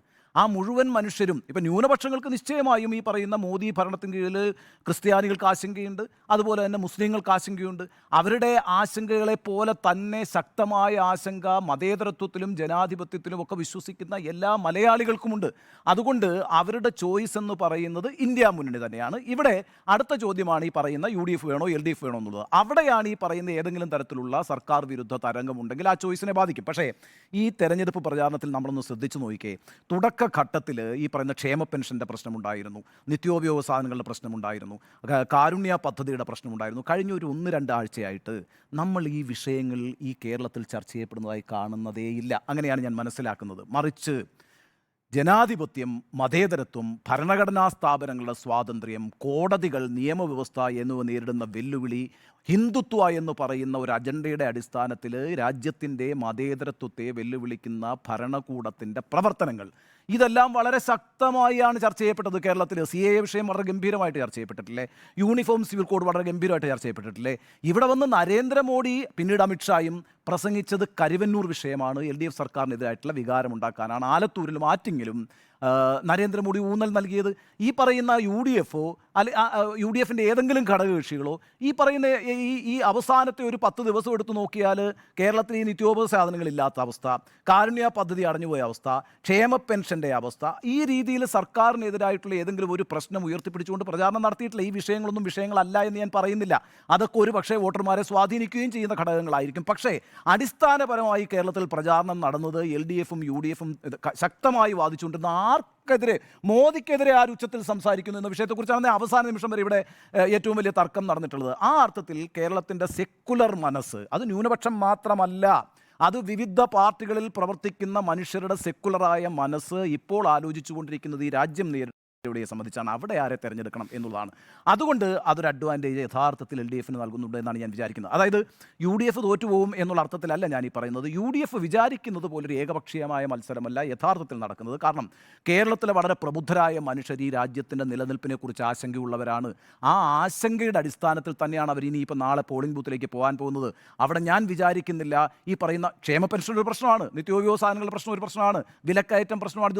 ഇതൊന്നും കാണാതെയല്ല ഞാനിത് പറയുന്നത്. മറിച്ച് ഇതിനൊക്കെ അപ്പുറത്താണ് ഈ രാജ്യം നേരിടുന്ന വെല്ലുവിളി എന്ന് ബോധ്യമുള്ളതുകൊണ്ട് അതിനെ തടുക്കാൻ ആർക്ക് കഴിയും എന്നൊരു ചോയ്സാണ് കേരളം തിരഞ്ഞെടുക്കാൻ പോകുന്നത്. ആ ചോയ്സിൽ ഇടതുപക്ഷം ഒട്ടും തന്നെ മോശമല്ലെന്ന് മാത്രമല്ല, ഈ രാജ്യത്ത് ഈ പറയുന്ന ഹിന്ദുത്വ ശക്തികൾക്കെതിരായിട്ടുള്ള പോരാട്ടത്തെ ബലപ്പെടുന്ന ആശയങ്ങൾ നിർമ്മിക്കുകയും അതിനാവശ്യമായ ബദലുകൾ രൂപീകരിക്കുന്നതിന് നേതൃത്വപരമായ പങ്കുകൊടുക്കുകയും ചെയ്തിട്ടുള്ളൊരു ചരിത്രം ഇടതുപക്ഷത്തിനുണ്ട് എന്ന് നന്നായിട്ട് മലയാളികൾക്കറിയാം. അതുകൊണ്ട് ഏകപക്ഷീയമായി UDFനെ അങ്ങ് വിജയിപ്പിച്ച് കളയാമെന്നൊരു തീരുമാനം മലയാളികൾ എടുത്തിട്ടില്ല. ഞാൻ നേരത്തെ നികേഷ് ഈ ന്യൂനപക്ഷ വോട്ടുമായി ബന്ധപ്പെട്ടുള്ള പിന്നെ ഈ വന്നിരിക്കുന്ന ആശയക്കുഴപ്പങ്ങളെക്കുറിച്ച് വിശദീകരിച്ചുകൊണ്ടും പലതവണ സമസ്തയടക്കമുള്ള വിഷയങ്ങളിൽ പിന്നെ വിശദീകരണങ്ങൾ നൽകിയിട്ടുള്ളതുകൊണ്ട് ഞാൻ അങ്ങോട്ടേക്കൊന്നും പോകുന്നില്ല. ഞാൻ പറയുന്നത് ഈ 20 മണ്ഡലങ്ങളിലും ശക്തമായ പോരാട്ടം നടക്കും. ആ ശക്തമായ പോരാട്ടം നടക്കുമ്പോൾ ഒട്ടും തന്നെ പിന്നിലായി പോകില്ല LDF എന്ന് പറയാൻ കാരണം കേരളത്തിൻ്റെ സെക്കുലർ മനസ്സ്, മതേതരമായ മനസ്സ്, ഈ രാജ്യത്ത് ഭരണഘടന നിലനിൽക്കണമെന്നും മതേതരത്വം നിലനിൽക്കണമെന്നും ജനാധിപത്യം നിലനിൽക്കണമെന്നും ബഹുസ്വരത നിലനിൽക്കണമെന്നും വൈവിധ്യങ്ങളുടേതാണ് ഈ രാജ്യമെന്നും മനസ്സിലാക്കുന്ന മനസ്സാണ്. ആ മനസ്സിന് ഒട്ടും തന്നെ എതിർപ്പുള്ളൊരു വിഭാഗമല്ല LDF. ഇതിപ്പോൾ ഞങ്ങൾ 2019 വലിയ വിജയം നേടിയിരിക്കുന്നു. അതേ വിജയം ഇത് ആവർത്തിക്കാൻ പോകുന്നു. ഒറ്റ കാരണമായിട്ട് UDFന് എപ്പോഴെങ്കിലും പറയാൻ കഴിയുന്നത് പിണറായി വിരുദ്ധ ഈ LDF സർക്കാർ വിരുദ്ധ തരംഗമാണ്. ആ സർക്കാർ വിരുദ്ധ തരംഗത്തിനാണോ മുൻഗണന കൊടുക്കുന്നത്? മറിച്ച് രാജ്യത്തൊരു ശക്തമായ ബദൽ രൂപീകരിക്കുന്നതിന് ആവശ്യമായ മുൻകൈയെടുക്കുന്ന ഇടതുപക്ഷ പ്രസ്ഥാനങ്ങളെ കരുത്താർജിപ്പിക്കണം എന്നൊരു തോന്നലൊരു അടിയൊഴുക്കായി ഉണ്ടാകാമല്ലോ. അതിനും ഒരു സാധ്യതയുണ്ട്. അത്തരം ഒരു അടിയൊഴുക്കുണ്ട് എങ്കിൽ ഇടതുപക്ഷം ശക്തിപ്പെടുത്തുന്ന ഒരു തീരുമാനം തീരുമാനം കേരളത്തിലെ ജനങ്ങൾ എടുക്കാനുള്ള സാധ്യതയുണ്ട്. അതായത് LDF-നെ സംബന്ധിച്ചിടത്തോളം അങ്ങേയറ്റം തിരിച്ചടി ഉണ്ടാകാൻ സാധ്യതയുള്ള ഇലക്ഷനായി ആരും ഇതിനെ വിലയിരുത്തേണ്ട. UDF-നെ സംബന്ധിച്ചിടത്തോളം ഏകപക്ഷീയമായി മുൻകൈയുള്ളൊരു തെരഞ്ഞെടുപ്പായും ഞാനിതിനെ വിലയിരുത്തുന്നില്ല. മറിച്ച് കേരളത്തിൻ്റെ മതേതര മനസ്സ് തൂക്കം നോക്കി അളന്ന് തന്നെ കൃത്യമായൊരു തീരുമാനമെടുക്കും. ആ തീരുമാനം നാളെ പോളിംഗ് ബൂത്തിൽ അവർ രേഖപ്പെടുത്തും. അതുകൊണ്ട് കേരളത്തിലെ ഈ മത്സരം എന്ന് പറയുന്നത് ഏകപക്ഷീയമല്ല, അത് കടുത്ത പോരാട്ടമാണ്. ദേശീയ തെരഞ്ഞെടുപ്പിനെ കുറിച്ച് അടുത്ത ഘട്ടത്തിൽ സംസാരിക്കും. കടുത്ത പോരാട്ടമോ എന്ന ചർച്ച തുടരുകയാണ്. എൻ്റെ അഭിപ്രായത്തിലും കടുത്ത പോരാട്ടം തന്നെയാണെന്നുള്ള കാര്യത്തിൽ സംശയമില്ല. പ്രത്യേകിച്ച് ത്രികോണ മത്സരം നടക്കുന്ന തിരുവനന്തപുരം, തൃശ്ശൂർ മണ്ഡലങ്ങളിൽ, പിന്നീട് വടകരയായാലും ആറ്റിങ്ങലായാലും പത്തനംതിട്ടയായാലും മാവേലിക്കര, ആലത്തൂർ, പാലക്കാട്, കോഴിക്കോട്, കണ്ണൂർ, കാസർഗോഡ് ഇവിടെയൊക്കെ തന്നെ ശക്തമായ പോരാട്ടം തന്നെയാണ് നടക്കുന്നത്. തിരുവനന്തപുരത്തും തൃശ്ശൂരും ശരിക്കും പറഞ്ഞാൽ ത്രികോണ മത്സരം. തൃശ്ശൂരിൽ ആരാകും എന്നുള്ളത് പറയാൻ പോലും പറ്റാത്തൊരു പ്രത്യേക സാഹചര്യം നിൽക്കുന്നു. അങ്ങനെയൊരു മത്സരം ഈ അടുത്ത കാലത്തൊന്നും കണ്ടിട്ടില്ല എന്നുള്ളതാണ്. BJP ശക്തമായ മത്സരം കാഴ്ചവെക്കുന്നുണ്ട്. പാലക്കാടായാലും ആലപ്പുഴയിലായാലും ആറ്റിങ്ങലായാലും ഈ പറഞ്ഞ തൃശ്ശൂരിലും തിരുവനന്തപുരത്തും. ഈ വടകരയിലും തൃശ്ശൂരിലും രാഷ്ട്രീയ നിരീക്ഷകർക്ക് പോലും പറയാൻ പറ്റുന്നില്ല. ഇപ്പം നമ്മൾ പറയുന്നില്ല എന്ന് പറയുന്ന പോലെ നമ്മളൊരു രാഷ്ട്രീയ നിരീക്ഷകരോട് ചോദിക്കുമ്പോൾ പോലും കൃത്യമായി പറയാൻ പറ്റാത്തൊരു സാഹചര്യം നിൽക്കുന്നുണ്ട്. അവിടുത്തെ പ്രചാരണ രീതിയിലും വന്നിരിക്കുന്ന വ്യത്യാസം. വടകരയിൽ നമ്മൾ കണ്ടതാണ് ഏറ്റവും അവസാന നിമിഷത്തിലേക്ക് പ്രചാരണം ഏത് രൂപത്തിലേക്ക് കടന്നു എന്ന്. അവിടുത്തെ സൈബർ പോരാട്ടങ്ങൾ, പിന്നീട് നടത്തിയ പ്രതികരണങ്ങൾ, ഇപ്പോൾ ഏറ്റവും ഒടുവിൽ പോലും ഇപ്പോൾ നമ്മൾ കാണുന്നത് UDF-ഉം LDF-ഉം തമ്മിലുള്ള സംഘർഷം. വാട്സാപ്പിൽ മോശം പ്രചാരണം നടത്തിയെന്ന് പറഞ്ഞ് ഇപ്പോൾ പോലീസ് കേസിലേക്ക് വരെ പോകുന്നു. ആ രൂപത്തിലേക്കൊക്കെ പ്രചാരണം പോയിക്കൊണ്ടിരിക്കുകയാണ്. സഭ്യതയുടെയൊക്കെ അതിർവരുമ്പോൾ കടന്നുള്ള പ്രചാരണത്തിലേക്ക് പോകുന്നു. ഇന്നിപ്പോൾ നമ്മുടെ പരിപാടിയിൽ പ്രസ് കോൺഫറൻസിൽ എത്തിയ സ്ഥാനാർത്ഥികൾ തന്നെ പറയുന്നു അത് വടകരയിൽ മാത്രമല്ല കണ്ടിട്ടുള്ളത് എന്ന് പറയുന്നു. കൊല്ലത്തെ സ്ഥാനാർത്ഥിയും NK പ്രേമേന്ദ്രൻ പറയുണ്ടായി വേറെ രൂപത്തിലേക്കൊക്കെ പ്രചാരണം പോകുന്നു എന്നുള്ളത്. അപ്പോൾ ഒരു വർഗീയതയുടെ ചുവ കലർത്തിക്കൊണ്ടുള്ള പ്രചാരണം പല രൂപത്തിലും നടക്കുന്നുണ്ട് എന്നുള്ളൊരു ഖേദകരമായ കാര്യം അവിടെ നടക്കുന്നു. അതോടൊപ്പം തന്നെ ഏറ്റവും പ്രധാനപ്പെട്ട കാര്യം ഇവിടുത്തെ പോരാട്ടം എന്നുള്ളത് ആരാണ് കൂടുതൽ സെക്യുലർ ആയിട്ടുള്ളത് എന്ന് കാണിക്കാനുള്ളൊരു പോരാട്ടമാണ്. അത് LDF-ഉം UDF-ഉം നടത്തിക്കൊണ്ടിരിക്കുന്നു. BJP-യെ പ്രതിരോധിക്കുന്നതിൽ ആരാണ് ഏറ്റവും ശക്തമായി നിൽക്കുന്നത്, ആരാണ് മുന്നിൽ എന്നുള്ള പോരാട്ടം നിൽക്കുന്നു.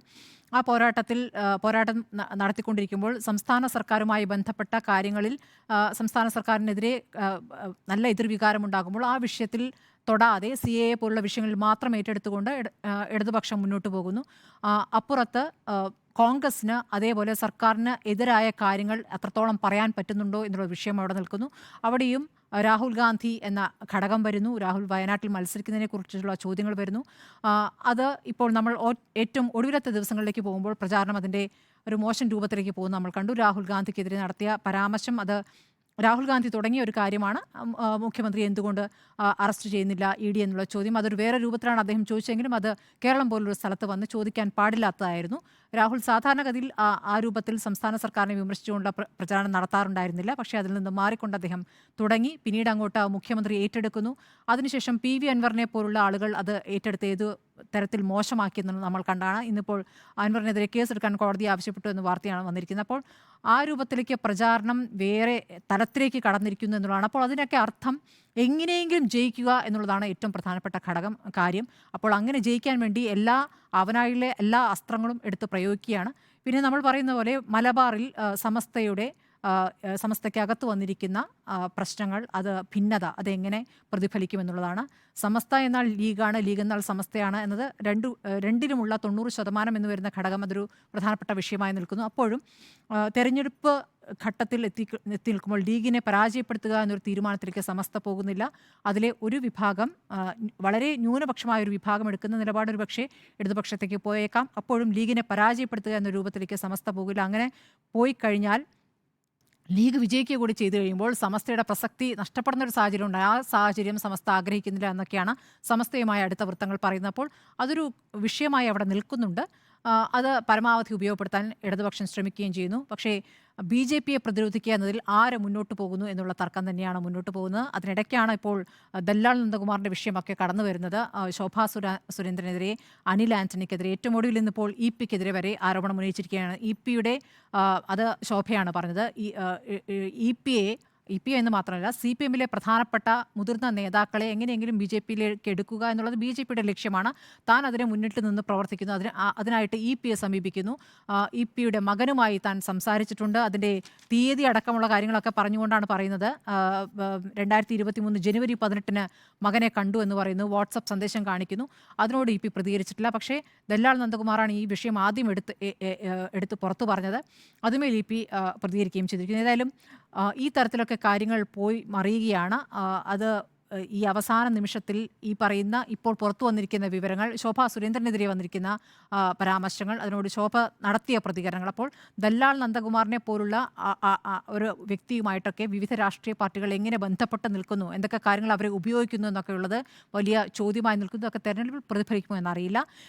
മറ്റൊരു കാര്യം, ഈ പോളിംഗ് ശതമാനം ഉയർന്നാൽ അത് UDF അനുകൂലമായിരിക്കുമെന്നൊരു ഒരു ഒരു ഒരു തോന്നലുണ്ട്. അത് നേരത്തെയും കഴിഞ്ഞ തെരഞ്ഞെടുപ്പിലൊക്കെ കണ്ടതാണ്. കഴിഞ്ഞ തവണ അത് 77.67% അത് UDF അനുകൂലമായിരുന്നു. അപ്പോൾ പോളിംഗ് ശതമാനം കുറയുകയാണെങ്കിൽ അത് LDF അനുകൂലമായിരിക്കുമെന്ന് പറയുന്നു. അങ്ങനെയാണെങ്കിൽ അത്തരം അനുമാനങ്ങളിലേക്കൊക്കെ നമുക്ക് നാളെ വൈകിട്ട് പോകാൻ പറ്റും. അതൊരു ശാസ്ത്രീയമായ കണക്കാണെന്ന് പറയാൻ പറ്റില്ല. നേരത്തെയുള്ള അനുഭവങ്ങളുടെ പശ്ചാത്തലത്തിൽ പറയുന്നതാണ്. ഏതായാലും കടുത്ത പോരാട്ടമാണെന്ന കാര്യത്തിൽ സംശയമില്ല. ഉണ്ണിബാലകൃഷ്ണൻ, നമ്മൾ ചില മണ്ഡലങ്ങൾ എടുത്തു പറയുകയാണെങ്കിൽ അല്ല, ഈ 20 മണ്ഡലങ്ങളിലും നല്ല പോരാട്ടം തന്നെയാണ് നടക്കുന്നത്. യഥാർത്ഥത്തിൽ ഞാൻ വിശദീകരിക്കാൻ ശ്രമിച്ചത്, യഥാർത്ഥത്തിൽ ഈ 24 ലോക്സഭാ തെരഞ്ഞെടുപ്പിലേക്ക് പോകുമ്പോൾ വലിയ മുൻകൈ UDFനുണ്ട് എന്നുള്ള രീതിയിൽ തന്നെയാണ് വിലയിരുത്തലുകളും പ്രചാരണങ്ങളും ഒക്കെ ഉണ്ടായിട്ടുള്ളത്. അതിൻ്റെ ഒരൊറ്റ കാരണമെന്ന് പറയുന്നത്, കഴിഞ്ഞ 7.5 വർഷമായിട്ടൊരു സർക്കാർ ഇവിടെ ഭരിച്ചുകൊണ്ടിരിക്കുകയാണ് അല്ലേ. സ്വാഭാവികമായിട്ടും ആ സർക്കാരിനെതിരായിട്ടുള്ള വികാരങ്ങൾ പല ഘട്ടങ്ങളിൽ പല രീതിയിൽ രൂപപ്പെട്ടു വന്നിട്ടുണ്ട്. ഇപ്പോൾ ഏറ്റവും ഒടുവിൽ നവകേരള സദസ്സുമായി ബന്ധപ്പെട്ടുണ്ടായിട്ടുള്ള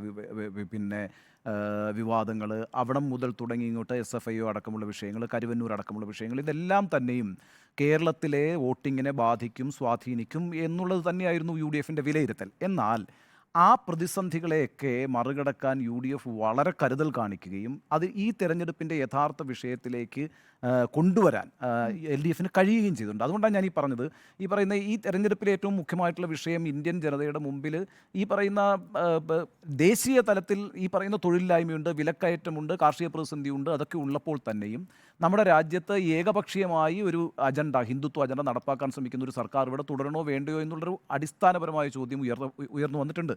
അത് കേരളത്തിൽ നന്നായി ഉയർത്തിക്കൊണ്ടുവരാൻ ഈ തെരഞ്ഞെടുപ്പിൻ്റെ പ്രചാരണത്തിൻ്റെ അവസാന ഘട്ടങ്ങളിൽ LDFന് കഴിഞ്ഞിട്ടുള്ള ഒരു ഗൗരവതരമായ വിഷയമായി ആളുകൾ മനസ്സിലാക്കുന്നുമുണ്ട്. ആ അർത്ഥത്തിൽ ഈ പറയുന്ന അതുകൊണ്ടാണ് ഇത് വളരെ ടൈറ്റായ ഒരു കോമ്പറ്റീഷനായിട്ട് മാറിയത്. അല്ലാത്ത പക്ഷമെന്ന് പറയുന്നത് വെച്ചാൽ ഏകപക്ഷീയമായിട്ട് UDFന് വിജയിച്ചു വരാൻ കഴിയുന്നൊരു സാഹചര്യമാണ് 2 മാസം മുമ്പ് ഈ തെരഞ്ഞെടുപ്പിലേക്ക് പോകുമ്പോൾ ഉണ്ടായിരുന്നതെന്ന് അവർ വിശ്വസിക്കുന്നുവെങ്കിൽ, അതിന് ഗുണകരമായ ക്യാപിറ്റലായിട്ട് അവർ കാണുന്നത് സർക്കാർ വിരുദ്ധ തരംഗമായിരുന്നുവെങ്കിൽ, ഇപ്പോൾ ആ അജണ്ടയെ മാറ്റാനും ഈ ഏറ്റവും പ്രധാനപ്പെട്ട വിഷയത്തിലേക്ക് മതേതര മനസ്സുകളെ ഒന്നിപ്പിച്ചുകൊണ്ട് ഉള്ള ഒരു അന്തരീക്ഷം സൃഷ്ടിക്കാനും ആ മതേതര മനസ്സ് എങ്ങനെ ചൂസ് ചെയ്യപ്പെടും എന്നുള്ളത് നമുക്കറിയില്ല. കാരണം അതാണ് ഈ തെരഞ്ഞെടുപ്പ് ഏറ്റവും പ്രധാനപ്പെട്ട ഘടകം. ഇതിനകത്തൊരു അടിയൊഴുക്ക് ദൃശ്യമല്ലാത്തതുകൊണ്ട് തന്നെ ആകപ്പാടെ പറയാൻ പറ്റുന്നൊരു കാര്യം എന്ന് പറയുന്നത് ഈ സർക്കാർ വിരുദ്ധ തരംഗമാണ്.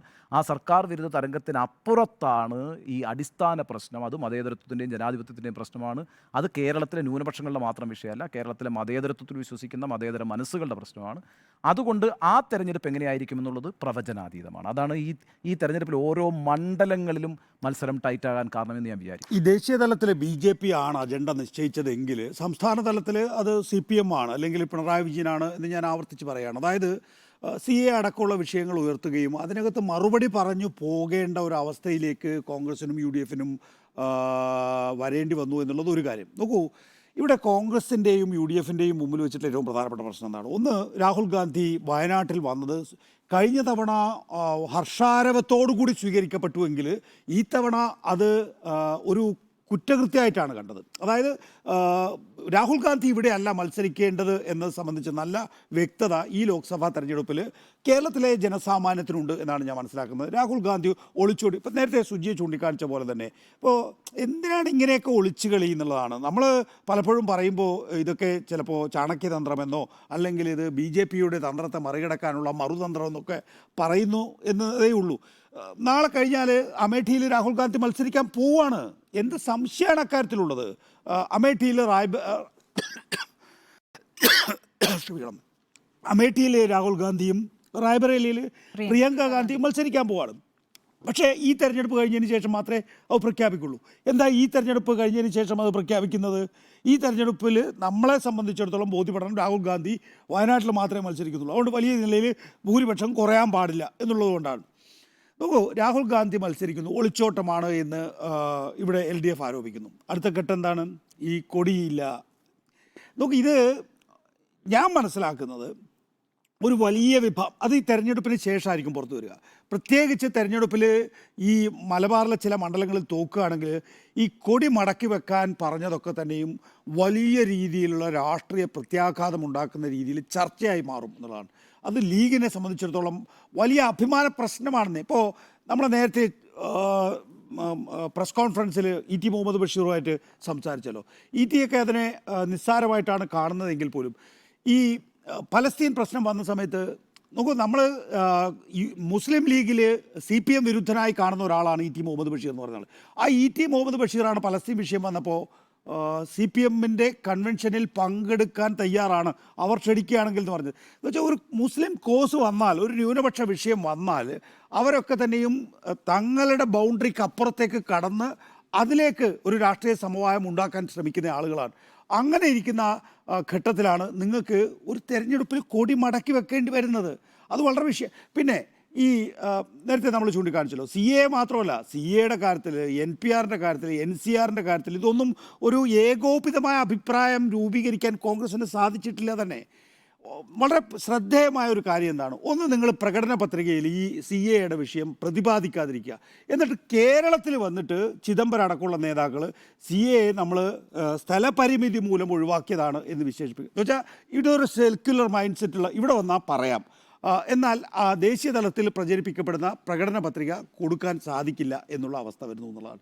അപ്പോൾ CA, NPR, NCR 370 നോക്കി, ഇലക്ട്രൽ ബോണ്ട് അടക്കമുള്ള എല്ലാ വിഷയങ്ങളിലും കോൺഗ്രസ്സിന് BJPയുടേതിന് സമാനമായിട്ടുള്ള സമീപനമാണ് എന്ന് പ്രചരിപ്പിക്കാൻ LDFന് സാധിച്ചിട്ടുണ്ട് എന്നുള്ളതാണ്. അവിടെയാണ് ഒരു സെക്കുലർ വോട്ട് ബാങ്കിൻ്റെ അകത്ത് ഒരു വലിയ സംശയം ഉണ്ടാവുക. LDFന് വേണോ UDFന് വേണോ? UDFൻ്റെ കൂടെ പോയാൽ എന്താ ഗുണം? കോൺഗ്രസ് ആണ് പ്രധാന കക്ഷിയായി വരേണ്ടത്, ഇന്ത്യ ബ്ലോക്കിൻ്റെ നേതൃത്വത്തിൽ വരേണ്ടത് കോൺഗ്രസ് ആണ്, കാര്യത്തിൽ ആർക്കും തർക്കമില്ല. പക്ഷേ കോൺഗ്രസിൽ നിന്ന് ജയിച്ചു പോകുന്ന എത്രയാൾ കോൺഗ്രസ്സിലുണ്ടാകും എന്ന ചോദ്യം അവിടെ LDF ഉയർത്തുകയാണ്. അപ്പോൾ നമുക്കറിയാം 1984, 89 സർക്കാരിൻ്റെ കാലഘട്ടം കഴിഞ്ഞതിന് ശേഷം കോൺഗ്രസ്സിന് പച്ച തൊടാൻ കഴിഞ്ഞിട്ടില്ല. 92 അധികാരത്തിൽ വന്നത് എങ്ങനെയാണ്? 92 രാജീവ് ഗാന്ധിയുടെ സഹതാപ തരംഗത്തിൽ. പിന്നെ വരുന്ന അധികാരത്തിൽ വരുന്ന എപ്പോഴാണ്? 2004. അത് 60-ലധികം സീറ്റുകൾ LF കൊണ്ടുപോയത് കൊണ്ട് മാത്രം. അതിന് വേറൊരു കക്ഷിയാണ് ഈ പറയുന്ന 60-ലധികം സീറ്റുകൾ കൊണ്ടുപോയിട്ടുള്ളതെങ്കിൽ അവിടെ ഒരു മതേതര സഖ്യം ഉണ്ടാവില്ല. ഈ 2004-2009 സർക്കാരിൻ്റെ കോമൺ മിനിമം പരിപാടിയുടെ അടിസ്ഥാനത്തിലുള്ള ഭരണ നേട്ടങ്ങൾ മുൻനിർത്തിയാണ് 2009 ഒരു സംഘടനാ സംവിധാനവും ഇല്ലാതെ ഉത്തർപ്രദേശിൽ 19, എൻ്റെ ചിലപ്പോൾ തെറ്റാൻ കേട്ടോ, ആ നമ്പർ തെറ്റാം, 19 17 സീറ്റാണ്, 19 സീറ്റ് ഒരു സംഘടനാ സംവിധാനവും ഇല്ലാതെ കിട്ടിയത്, 19 സീറ്റ് കിട്ടിയത്. അപ്പോൾ ഇടതുപക്ഷത്തിൻ്റെ സാന്നിധ്യമില്ലാതെ യഥാർത്ഥത്തിൽ കോൺഗ്രസ്സിന് 89-ന് ശേഷം അധികാരത്തിൽ വരാൻ പറ്റിയിട്ടില്ല എന്നുള്ളത് കാണണം. മാത്രമല്ല, നമുക്കറിയാവുന്നതുപോലെ കോൺഗ്രസ്സിനെ സംബന്ധിച്ച് ഇപ്പോൾ സൂറത്തിലെ വിഷയം, ഇതൊക്കെ വലിയ പ്രചരണ വിഷയമാണെന്നേ. നമ്മൾ വിചാരിക്കും ചെറിയൊരു ഇഷ്യൂ ആണെന്ന്. സൂറത്തിൽ ഒരു സ്ഥാനാർത്ഥി എന്തിനാണ് ഈ പിന്നിൽ നിന്ന് കുത്തുന്നത്? സ്വന്തം പാർട്ടിയല്ലേ. സൂറത്ത് നേരത്തെ ഇവിടെ ചൂണ്ടിക്കാണിച്ച പോലെ തന്നെ ആം ആദ്മി പാർട്ടി ആയിരുന്നെങ്കിൽ കുറച്ചുകൂടി വിജയസാധ്യത ഉണ്ടായിരുന്നു അവിടെ കോൺഗ്രസ് ആ സീറ്റ് പിടിച്ചെടുക്കുക, എന്നിട്ട് മത്സരിക്കുക, നാമനിർദ്ദേശ പത്രിക കൊടുക്കുക, എന്നിട്ട് അത് തള്ളിപ്പെടുന്ന രീതിയിലേക്ക് ഓപ്പറേറ്റ് ചെയ്യുക. ഇതൊക്കെ മതേതര മനസ്സിൽ സംശയം ഉണ്ടാക്കുമെന്നാണ് ഞാൻ കരുതുന്നത്. അതുകൊണ്ട് ഇപ്പോഴും ഞാൻ റൈഡർ വെച്ചാണ് പറയുന്നത്, നമ്മൾ ഈ കാണുന്ന വിധത്തിൽ പ്ലെയിൻ ആണ് എങ്കിൽ, ആളുകൾ ഈ നിലയിൽ ചിന്തിച്ച് വോട്ട് ചെയ്യുകയാണ് എങ്കിൽ നല്ല മത്സരം നടക്കും. കേരളത്തിലെ എല്ലാ ലോക്സഭാ തെരഞ്ഞെടുപ്പുകളിലും ആ ശക്തമായ മത്സരമുണ്ട്. അതുകൊണ്ട് തന്നെ അപ്രതീക്ഷിതമായ ഒരു കാര്യം കൂടെ പറയാം. നമ്മളിപ്പോൾ NK പ്രേമേന്ദ്രനെ കണ്ടു, ഹൈബി ഈഡനെ കണ്ടു, ടി മുഹമ്മദ് ബഷീറിനെ കണ്ടു.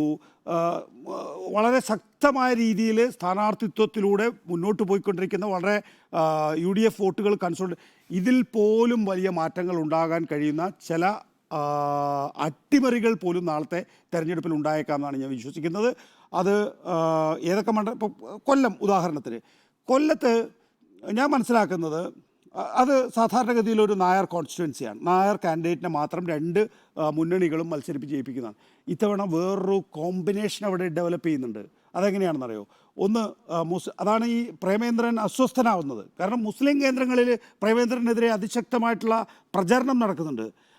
അപ്പോൾ മുസ്ലിം കൺസോൾട്ടേഷൻ അവിടെ ഉണ്ടാവുകയാണെങ്കിൽ, നമ്മൾ മനസ്സിലാക്കേണ്ട ഒരു കാര്യം എന്ന് പറഞ്ഞാൽ, മലപ്പുറം കഴിഞ്ഞാൽ ഏറ്റവും കൂടുതൽ മുസ്ലിം വോട്ടുകളുള്ള ഒരു ലോക്സഭാ മണ്ഡലമാണ് കൊല്ലം എന്നുള്ളതാണ്. അപ്പോൾ മുസ്ലിം വോട്ടുകളും ഈഴവ വോട്ടുകളും, മുകേഷിലൂടെ ഈഴവ വോട്ടുകളും കൺസോൾട്ടേറ്റ് ചെയ്യുകയാണെങ്കിൽ അവിടെ മാറ്റങ്ങൾ വന്നേക്കാം. ഒന്ന് അതേപോലെ തന്നെ ചില മണ്ഡലങ്ങൾ വേറെയുണ്ട്.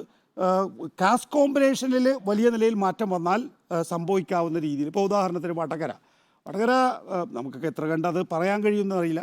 മുൻകാലങ്ങളിൽ മുസ്ലിം സ്ഥാനാർത്ഥിയെ തോൽപ്പിച്ചിട്ടുള്ള മണ്ഡലമാണ്, ഷംസീറിനെ തോൽപ്പിച്ചിട്ടുള്ള മണ്ഡലമാണ്. ഇത്തവണ പക്ഷേ മുസ്ലിം കൺസോൾട്ടേഷൻ 30% മുസ്ലിം വോട്ടുകളുണ്ട് അവിടെ മുസ്ലിം കൺസോൾട്ടേഷൻ ഷാഫി പറമ്പലിൻ്റെ അനുകൂലമാണ്. ഇപ്പുറത്ത് ഈഴവ കൺസോൾട്ടേഷൻ ഉണ്ടാവുന്നു.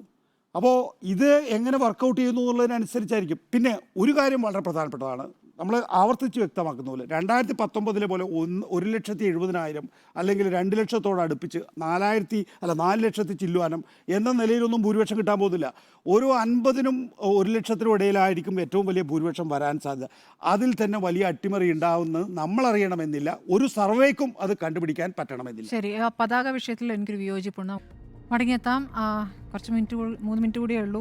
ഞാൻ വളരെ ചുരുക്കി പറയാം. ഈ പതാകയുമായി ബന്ധപ്പെട്ട് പതാക വേണ്ട എന്ന് തീരുമാനിക്കുമ്പോൾ, കോൺഗ്രസിൻ്റെ പതാകയും വേണ്ട, ലീഗിൻ്റെ പതാകയും വേണ്ട എന്ന് തീരുമാനിക്കുമ്പോൾ ലീഗ് അണികൾക്ക് വലിയ പ്രശ്നമുണ്ടാകുമെന്ന് പറഞ്ഞു. പക്ഷേ ലീഗ് എല്ലാ കാലത്തും അതീവ വർഗീയമായ കാര്യങ്ങളിലേക്ക് പോകുന്നു എന്ന ഘട്ടത്തിൽ ഒരു മിതത്വം പാലിക്കുകയും അങ്ങനെ ഒരു നിലപാടെടുക്കുകയും ചെയ്തിട്ടുള്ളത് ബാബരി മസ്ജിദിൻ്റെ കാലത്തും കണ്ടിട്ടുള്ളതാണ്, മാറാട് കലാപത്തിൻ്റെ കാലത്തും നമ്മൾ കണ്ടിട്ടുള്ളതാണ്. അപ്പോൾ നമ്മുടെ കൊടി ഇപ്പോൾ ഇവിടെ ഉപയോഗിച്ചാൽ അത് അപകടം ചെയ്യും, ദേശീയ തലത്തിൽ ദുരുപയോഗം ചെയ്യപ്പെടുന്നു എന്ന് മനസ്സിലാക്കിയിട്ടാണ് ലീഗ് അത് ചെയ്തിട്ടുള്ളത്. അതിനുശേഷം നമ്മൾ നോക്കൂ, 2-3 പ്രസംഗങ്ങളിലായി മോദി മുസ്ലിം ലീഗിൻ്റെ ഒപ്പുള്ള പ്രകടന പത്രിക എന്നാണ് കോൺഗ്രസിനെ പരിഹസിക്കുന്നത്. അത് ഇവിടെ ഇവരെ സംബന്ധിച്ച് പ്രശ്നമല്ല, പക്ഷേ അവിടെ ഏത് രൂപത്തിലാണ് ഉപയോഗിക്കുന്നത് എന്നുള്ളത് അറിയാം. ആ തരത്തിൽ വോട്ട് കുറയുന്ന അല്ലെങ്കിൽ പാർട്ടിക്ക് മുന്നണിക്ക് കുഴപ്പമുണ്ടാകുന്ന ഒരു കാര്യവും നടക്കാൻ അവർ ആഗ്രഹിക്കുന്നില്ല. അതുകൊണ്ട് അത് മനസ്സിലാക്കാത്തല്ല ലീഗും ലീഗിൻ്റെ അണികളും എന്നാണ് ഞാൻ കരുതുന്നത്. പക്ഷേ അതേസമയം എന്താണോ BJP പറയുന്നത്, എവിടെ ലീഗിൻ്റെ കൊടി എന്ന് അവർ ഒരു ദുരുദ്ദേശത്തിൽ ചോദിക്കുമ്പോൾ അതേ ചോദ്യം ഇപ്പുറത്തുനിന്ന് CPM ചോദിക്കുമ്പോൾ രണ്ടുപേരും തമ്മിലൊരു വ്യത്യാസം ആ കാര്യത്തിൽ ഇല്ലാതാകുന്നു. അതൊരു കുഴപ്പം പിടിച്ച പ്രതികരണമാണെന്നാണ് എനിക്ക് തോന്നുന്നത്. ഇക്കാര്യത്തിൽ ലീഗിന്റെ കൊടി ഉപയോഗിക്കാത്തത് അല്ലെങ്കിൽ അങ്ങനെ വെറുതെ നിസ്സാരവൽക്കരിക്കാൻ കഴിയുന്ന ഒരു കാര്യമല്ല. അതായത് ഒരു പോരാട്ടം എന്ന് പറയുമ്പോൾ എന്താണ്, ഒരു ഫൈറ്റ്. ആ ഫൈറ്റിൽ വേണ്ട ആദ്യത്തെ കാര്യം എന്ന് പറയുന്നത് ക്ലാരിറ്റി ആൻഡ് കൺസിസ്റ്റൻസിയാണ്. ഇത് രണ്ടും UDFനുള്ളിൽ കോൺഗ്രസിന് ഇല്ല എന്ന് വ്യക്തമാക്കുന്നതാണ്. കാരണം ലീഗിന് കൃത്യമായി CAA എടുക്കേണ്ട സ്റ്റാൻഡ് എന്താണ് എന്ന് അവർക്ക് ക്ലാരിറ്റി ഉണ്ട്. അതിൽ അവരുടെ നിലപാടെന്ന് പറയുന്നത് കൺസിസ്റ്റന്റ് നിലപാടാണ്. അതേ കൺസിസ്റ്റൻസി കേരളത്തിൽ ഞാൻ കാണുന്നത് ഏതായാലും ഇടതുപക്ഷത്താണ്. ആ കൺസിസ്റ്റൻസി എന്ന് പറയുന്നത് കോൺഗ്രസിനില്ല, അല്ലെങ്കിൽ ആ ക്ലാരിറ്റി തോട്ട് അവർക്ക് എക്സ്പ്രസ് ചെയ്യാൻ കഴിയാതെ നിൽക്കുന്ന കോൺഗ്രസ്. അതാണ് ആദ്യം നമ്മൾ കാണേണ്ടത്. എവിടെയൊക്കെയാണ് കോൺഗ്രസ് പിന്നോട്ട് പോയത്, അല്ലെങ്കിൽ കോൺഗ്രസ് കൃത്യമായ സ്റ്റാൻഡ് എടുക്കേണ്ട ഘട്ടങ്ങളിലൊക്കെ അതിലൊന്നും മുന്നോട്ട് വരാൻ കഴിയാതെ, അല്ലെങ്കിൽ മുന്നോട്ട് വന്നാൽ മറുഭാഗത്ത് കയ്യിലുള്ളത് പോകുമോ എന്ന് പറഞ്ഞുകൊണ്ട് പേടിച്ചു നിൽക്കുന്ന ഒരു കോൺഗ്രസിനെ നമ്മൾ കേരളത്തിൽ കാണാതെ പോകരുത്. അത് ജനങ്ങൾക്ക് മനസ്സിലാകുന്നുണ്ട്. അവിടെയാണ് LDFന്റെ അല്ലെങ്കിൽ CPIMന്റെ സാധ്യത നിൽക്കുന്നതും. ഇപ്പോൾ നോക്കൂ, 13 സംസ്ഥാനങ്ങളിലായി 88 മണ്ഡലങ്ങളിലാണ് രണ്ടാം ഘട്ടത്തിൽ വിധിയെഴുത്ത് നടക്കുന്നത്. അതിൽ അഡ്വാൻറ്റേജ് എന്ന് പറയുന്നത് ഒബ്വിയസ്ലി അത് NDAക്കാണ്. NDAയുടെ കയ്യിൽ 62 സീറ്റുകളുണ്ട്. ഇന്ത്യ ബ്ലോക്കിന്റെ കയ്യിൽ കേരളത്തിൽ നിന്നുള്ളത് കൂടി കൂട്ടിവെക്കുമ്പോൾ ആകെയുള്ളത് 25ആണ്. അപ്പോൾ കേരളത്തിൽ നിന്ന് ഇന്ത്യ ബ്ലോക്കിന് കൂടുതൽ കിട്ടണം എന്ന് പറഞ്ഞുകൊണ്ട് പരസ്പരം മത്സരിക്കുകയാണ്. CPIM എന്തായാലും ഏകോപന സമിതിയിലൊന്നുമില്ല. അപ്പോൾ ഇന്ത്യ ബ്ലോക്ക് എന്തായാലും നമുക്ക് ആസ് എ ഹോൾ കൂട്ടാം. അപ്പോൾ ഇവർ തമ്മിലുള്ള ഒരു സൗഹൃദ മത്സരമാണോ, അതിനാണോ ഞങ്ങൾ വോട്ട് ചെയ്യേണ്ടത്, അതോ രണ്ട് ഐഡിയോളജികൾ തമ്മിലുള്ള മത്സരത്തിനാണോ വോട്ട് ചെയ്യേണ്ടത് എന്ന് കേരളത്തിലെ ജനങ്ങൾ ചിന്തിക്കുന്നുണ്ട് എന്നത് കാണാതെ പോകരുത്. അതില്ല എന്ന് പറഞ്ഞുകൊണ്ട് തമസ്കരിച്ചാൽ അത് വലിയ വിഡ്ഢിത്തമായിരിക്കും. കാരണം ഇതൊരു രാജ്യത്തെ തെരഞ്ഞെടുപ്പാണ്. ഒരു രാജ്യം ആര് ഭരിക്കണമെന്ന് തീരുമാനിക്കുന്ന തെരഞ്ഞെടുപ്പാണ്. അവിടെ ഒരു സംസ്ഥാനത്ത് വന്ന് പരസ്പരം മത്സരിച്ചിട്ട് പിന്നീട് ഇവർ ചേർന്ന് ഒന്നിച്ചു പോകും എന്ന് പറയുന്നതിനെ ഞാൻ വിശ്വസിച്ചേനെ എപ്പോൾ രാഹുൽ ഗാന്ധി കണ്ണൂരിൽ വന്ന് പിണറായി വിജയനെ കേസെടുത്ത് ജയിലിലാക്കണമെന്ന് പറഞ്ഞില്ലായിരുന്നെങ്കിൽ. അതായത് സ്വന്തം മുന്നണിയുടെ ഒരു സംസ്ഥാനത്തെ മുഖ്യമന്ത്രി, ഇന്ത്യ മുന്നണിക്ക് എത്ര മുഖ്യമന്ത്രിമാരുണ്ട് എന്നത് കൂടി ആലോചിക്കേണ്ടതുണ്ട്. അതിലൊരു സംസ്ഥാനത്തിന്റെ മുഖ്യമന്ത്രിയെ പിടിച്ച് അകത്തിടണം, എന്ത് കേസാണ് എനിക്കെതിരെ ഉള്ളത് എന്ന് പിണറായി വിജയൻ തിരിച്ചു ചോദിക്കുമ്പോൾ രാഹുൽ ഗാന്ധിക്ക് മറുപടിയില്ല. എത്ര മോശം പരാമർശമാണ് രാഹുൽ ഗാന്ധി ഈ തെരഞ്ഞെടുപ്പ് കാലത്ത് നടത്തിയത്. അത് ഒരു രാഷ്ട്രീയ വിദ്യാഭ്യാസത്തിന്റെ കുറവ് തന്നെയാണ്. അങ്ങനെ പക്വതയില്ലാത്ത ഒരു പരാമർശം നടത്തുന്ന ഒരു നേതാവിന്റെ നേതൃത്വത്തിലുള്ള ഒരു മുന്നണിക്ക് എത്ര മതേതര മൂല്യം ഉയർത്തിപ്പിടിച്ചാലും ഒരു consistency and clarity in thought ഇല്ല എന്നുള്ളത് ജനത്തിന് ബോധ്യമായി. കാരണം സ്വന്തം മുന്നണിയുടെ ഭാഗമായ ഒരു മുഖ്യമന്ത്രിയെ പിടിച്ചകത്തിടണം എന്ന് പറയുകയാണ്. ആരോടാണ്? പൊരുതുന്ന മറ്റേ വശത്ത് നിൽക്കുന്ന ഭരണകക്ഷിയായ NDAയോട് പറയുകയാണ്. നിങ്ങൾ എന്താണ് വേർതിരിവ് കാണിക്കുന്നത്? അരവിന്ദ് കെജ്രിവാളിനെ ജയിലിലിട്ടില്ലേ? നിങ്ങൾ എന്താ പിണറായി പിണറായി വിജയനെ ഇടാത്തതെന്ന് ചോദിക്കുകയാണ്. അങ്ങനെ പിണറായി വിജയനെ ജയിലിലിടണമെന്ന് പറയാനാണോ രാഹുൽ ഗാന്ധി ഈ ചുരം കയറി വയനാട്ടിൽ വന്ന് മത്സരിക്കുന്നത്? അമേഠിയിലിരുന്ന് മത്സരിച്ചിട്ട് അത് രാഹുൽ ഗാന്ധി പറയണോ? അല്ലാതെ കേരളത്തിൽ വന്നിട്ട് അത് പറയണ്ട എന്ന് കേരളത്തിലുള്ള മലയാളിക്കറിയാം. അതുകൊണ്ട് തന്നെ അതിനെതിരായ ഒരു വിധിയെഴുത്ത് കേരളത്തിൽ ഉണ്ടാകുന്നത് അത് LDFന് അനുകൂലമാകും എന്ന സ്ഥിതി നിലവിലുണ്ട്. അത് എത്രയൊക്കെ ഇല്ല എന്ന് പറഞ്ഞു കഴിഞ്ഞാലും UDFന് അനുകൂല തരംഗമാണ് എന്നൊക്കെ പറഞ്ഞ് സ്ഥാപിക്കാൻ ശ്രമിച്ചാലും അതല്ല. രാഹുൽ ഗാന്ധിയുടെ പരാമർശം എന്ന് പറയുന്നത് ഒരു ഹോട്ട് വോട്ട് ടോപ്പിക് തന്നെയാണ് കേരളത്തിൽ. രാഹുൽ ഗാന്ധി അങ്ങനെ പറയാൻ പാടില്ലായിരുന്നു, പറഞ്ഞിട്ടല്ലേ ഞാൻ മറുപടി പറഞ്ഞതെന്ന് പിണറായി വിജയൻ തിരിച്ചു ചോദിക്കുന്നുണ്ട്. അപ്പോൾ ഇന്ത്യ മുന്നണിക്കകത്ത് തന്നെ ഒരു ഒത്തൊരുമയില്ല. ഒത്തൊരുമയില്ലാത്തവർ ഇവിടെ ആളുകളെ കാണിക്കാൻ ഒരു ചക്കളത്തി പോരാട്ടം നടത്തുന്നു. അത് കണ്ട് വിശ്വസിച്ച് രണ്ട് കൂട്ടർക്കും വോട്ട് ചെയ്യണം. വോട്ട് ചെയ്ത് കഴിഞ്ഞ് ഞങ്ങൾ അവിടെ പോയി കഴിയുമ്പോൾ ഞങ്ങൾ പശ പോലെ ഒട്ടിക്കോളാം എന്നാണ് പറയുന്നത്. പക്ഷേ ആ പശ പഴയതുപോലെ ഒട്ടിക്കാൻ കേരളത്തിലുള്ളവർ തയ്യാറാകില്ല എന്നുള്ളതാണ് എന്റെ ഫൈനൽ. നാളെ സുപ്രധാനമായിട്ടുള്ളൊരു വിധിന്യായം വരികയാണ്. VVPAT മുഴുവനായി എണ്ണണം എന്നത് സംബന്ധിച്ച ഹർജിയിൽ നാളെ സുപ്രീം കോടതി വിധി പറയുകയാണ്. ഞാൻ നേരത്തെ സഞ്ജയ് കൗളിനോട് ചോദിച്ചിരുന്നു VVPAT മുഴുവൻ എണ്ണുന്ന വിധത്തിലുള്ള ക്രമീകരണങ്ങളായോ എന്ന്. അദ്ദേഹം പറഞ്ഞു മുഴുവൻ ക്രമീകരണങ്ങളുണ്ട്. അപ്പോൾ അതായത് സമയം വൈകുന്നേ ഉള്ളൂ. സമയം ആയിക്കോട്ടെ. ഇപ്പോൾ നേരത്തെ വേണമെങ്കിൽ ഇലക്ട്രോണിക് വോട്ടിംഗ് മെഷീനിലെ റിസൾട്ട് പറഞ്ഞോട്ടെ. പക്ഷെ അതിനുശേഷവും ഞാനാണ് സ്ഥാനാർത്ഥിയെങ്കിൽ, തോറ്റ സ്ഥാനാർത്ഥിയെങ്കിൽ എന്നെ സംബന്ധിച്ചിടത്തോളം VVPAT എണ്ണണം എന്ന് പറഞ്ഞാൽ അതെനിക്ക് 3 ദിവസം കഴിഞ്ഞ് അറിഞ്ഞാൽ മതി. അപ്പോൾ നാളെ അക്കാര്യത്തിലൊരു സുപ്രധാനമായ വിധി ജസ്റ്റിസ് സഞ്ജീവ് ഖന്നയുടെ ബെഞ്ചിൽ നിന്ന് ഉണ്ടാകാൻ പോവുകയാണ്. ഇന്ത്യൻ രാഷ്ട്രീയത്തിൽ വളരെ പ്രധാനപ്പെട്ട ഒരു ഘട്ടമായിരിക്കും അത്. ശരി, എല്ലാ പ്രേക്ഷകരും വോട്ടവകാശം വിനിയോഗിക്കുക. കടുത്ത പോരാട്ടമോ എന്ന ചോദ്യത്തിന് യെസ് എന്നാണ് 4 പേരും ഒരുപോലെ അഭിപ്രായപ്പെട്ടിരിക്കുന്നത്.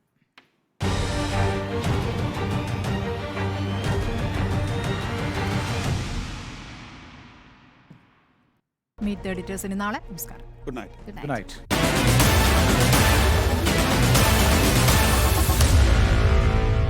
Meet the editors.